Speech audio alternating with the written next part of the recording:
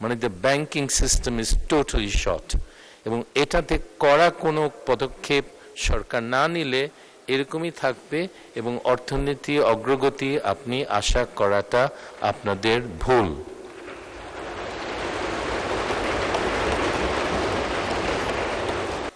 মাননীয় স্পিকার, ধন্যবাদ আমাকে সময় দেওয়ার জন্যে। হয়তো একটু বাড়াতে হবে। আমি এই বিষয়ে, বাজেটের বিষয়ে আমি কিছু বলতে চাই। আমি এই ফিল্ডে ৪৫ বছর চাকরি করেছি।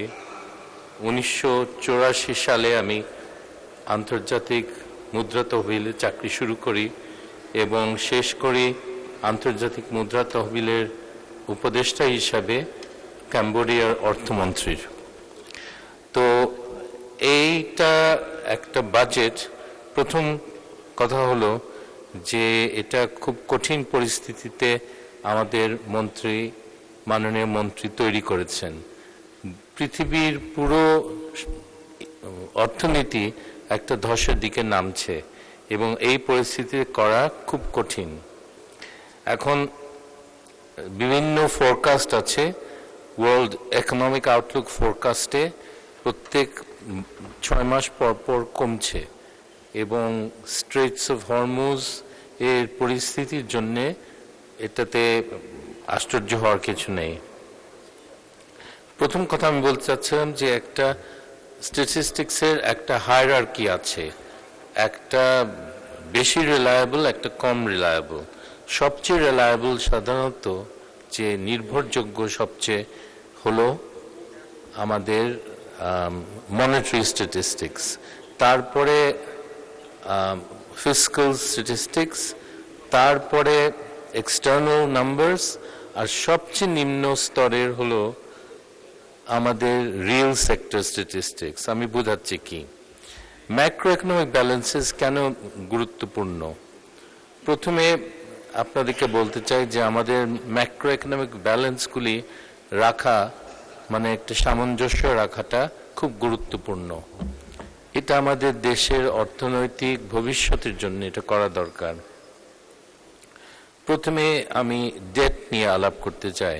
আমাদের ডেট লেভেলস খুব বেশি না, 40%। আমাদের ডেট সার্ভিস 20। ডেট নিয়ে আমি কিছু বলতে চাই না, শুধু বলতে চাই যে ডেট, কমার্শিয়াল ইন্টারন্যাশনাল ডেটের দিকে যাওয়াটা বোকামি হবে। আমরা সব সময় আন্তর্জাতিক বিভিন্ন সংস্থার ডেটের দিকে যাই। কি কারণে? কারণ শোধ করার সময় সীমা অনেক বেশি এবং ডেটের রেটও খুব কম, 0.5%, 1%। এখন এই বাকি আমার কথাগুলি আমি একটা সার্টেন ফরম্যাটে ফেলবো। শুরু করব রিয়েল সেক্টর দিয়ে। প্রথমে আমাদের মুদ্রাস্ফীতি।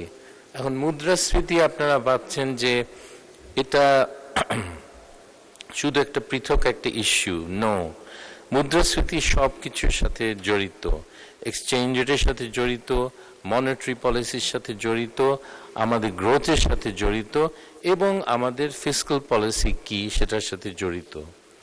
তো মুদ্রাস্ফীতির খুব বেশি বড় একটা সমস্যা নাই, কিন্তু একটা জিনিস আপনাদেরকে বলি, মুদ্রাস্ফীতি কম রাখাটা শ্রেয় এই কারণে যে আমাদের এক্সচেঞ্জ রেট এর যে প্রত্যেক বছরে যে কমে, এর কারণটা হলো যে আমাদের ট্রেডিং পার্টনার্সের মুদ্রাস্ফীতির গড়ে মুদ্রাস্ফীতির সাথে আমাদের মুদ্রাস্ফীতির তফাৎটা উপরে সবকিছু নির্ভর করে।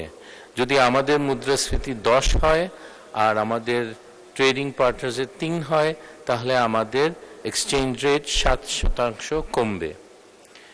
তারপরে গ্রোথ এখন মোটামুটি ভালো, কিন্তু ইনফ্লেশন আর গ্রোথ লিঙ্কড। আমরা লো ইনফ্লেশন আর লো গ্রোথ যদি চাই, আমাদের ইতিহাসে একবারই হয়েছে অনেক আগে, তখন মুদ্রাস্ফীতিও কম ছিল আর আমাদের গ্রোথও ভালো ছিল। এখন লেবার এন্ড ওয়েজেস, এইগুলি আমাদের শ্রমজীবীদের বেতনের একটা গুরুত্বপূর্ণ একটা প্রভাব পড়ে মুদ্রাস্ফীতির। সবচেয়ে ভালো অবস্থা কখন জানেন? আমার আমার বাবা আমাকে শিখিয়েছে একটা সিম্পল একটা রেশিও, সেটা হলো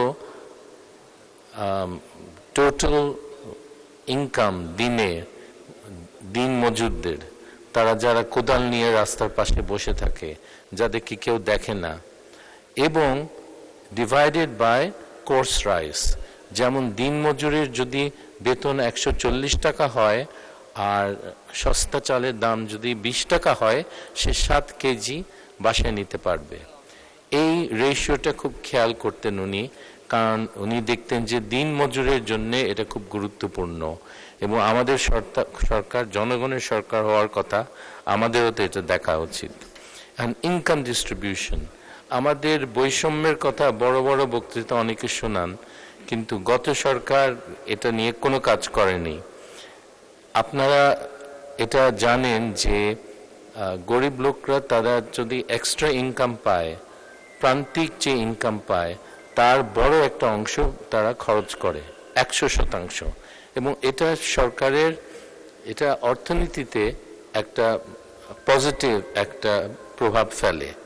আপনি একটা কোটিপতিকে যদি টাকা দেন, 10,000 টাকা দেন, সে হয়তো খরচই করবে না, এটা আমাদের অর্থনীতিতে খুব বেশি প্রভাব পড়বে না।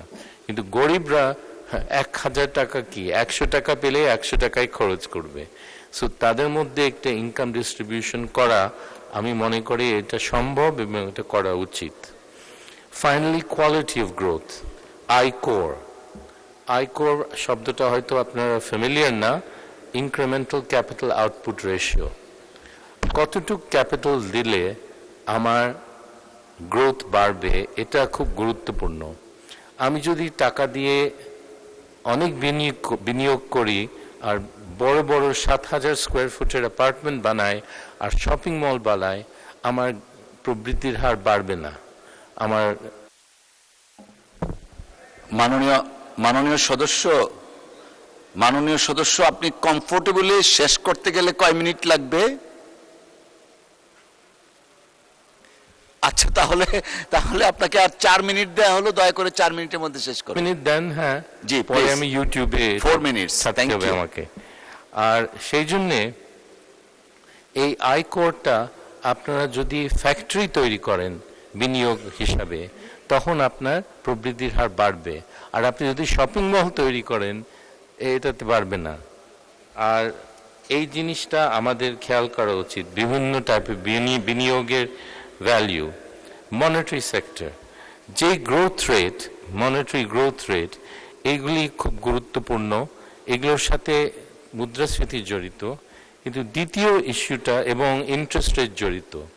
এখন বাংলাদেশের ব্যাংকিং সিস্টেম এফিসিয়েন্সি খুব লো, কারণ আমরা টাকা নিই জনগণ থেকে 5%, আর আমরা যখন তারা লোন নিতে আসে, একটা সৎ ব্যবসায়ী লোন নিতে আসে, তাকে আমরা 14 বা 16% বলি।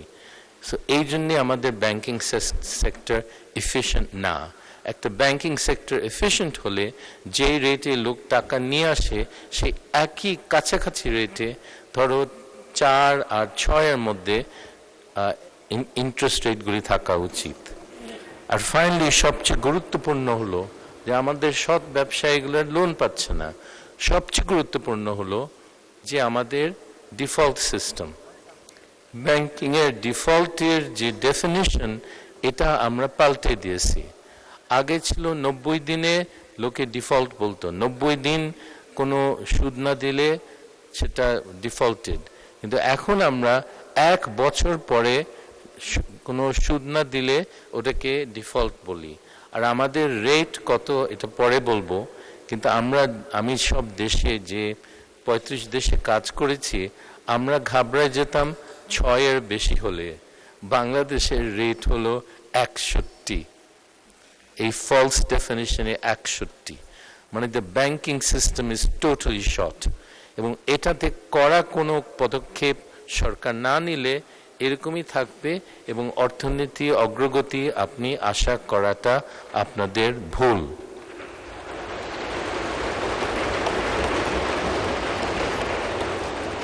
আমি আশা করি অর্থমন্ত্রী সাহেব এই ব্যাপারে কিছু করবেন, কারণ আমাদের ব্যাংকিং এফিসিয়েন্সি বাড়াতে হবে। Finally fiscal issues, deficit level আমাদের খুব বেশি না, 3-4%, কিন্তু একটা মিথ্যা পরিসংখ্যানের উপরে এটা ভিত্তি করে এই ডেফিসিট লেভেল তৈরি করা হয়েছে। সেটা হলো আমাদের রাজস্বের রেট। রাজস্বের রেট গত 15 বছরে 80, 84, 84 উপরে কোনো দিন যায়নি, এক বছরে 70 ছিল। সো আমরা বাজেট করি হাই রাজস্ব রেটে, কিন্তু আসলে এটা হয় না, এবং এটা প্রত্যেক বছরে হয় না। প্রত্যেক বছরে হয় না তো এটা একটা আন্দাজ করা উচিত। আর তখন শেষ মুহূর্তে আমাদের মহামান্য মন্ত্রীকে ফাইন্যান্সিং করতে হবে, এবং 3 সোর্স থেকে তাকে ফাইন্যান্সিং করতে হবে। একটা হলো নন ব্যাংক প্রাইভেট, আরেকটা হলো ব্যাংক দেশি, আরেকটা হলো বিদেশি। সবচেয়ে ডেঞ্জারাস অফকোর্স বিদেশিটা, কিন্তু সবচেয়ে মুদ্রাস্ফীতি বাড়বে সবচেয়ে প্রথম দুইটাতে, ব্যাংক বরোয়িংয়ে। এখন আরেকটা ইস্যু আছে ফিসক্যালে, কোয়ালিটি অফ এক্সপেন্ডিচার।